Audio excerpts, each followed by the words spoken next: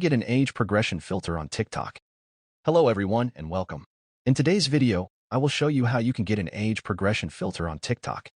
TikTok is full of filters, many of which are fun. One of them is the age progression filter. How can you get this? First of all, we will check if TikTok is updated. Open the App Store or Google Play Store on your phone and find TikTok.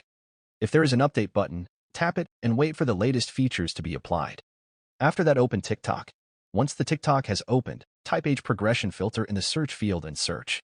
Open one of the videos that were made in this filter. At the bottom, below the text, a yellow icon with the text time travel should appear.